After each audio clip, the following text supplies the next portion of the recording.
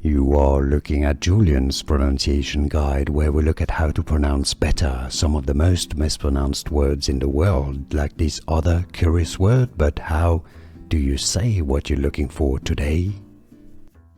Let's learn once and for all how to pronounce this name correctly. It is a French name, although it was invented in the UK, in Scotland, I believe. Pronounced in French as Cédric. Cédric. In English, it's usually pronounced as Cédric, or Cédric also exists. Cédric.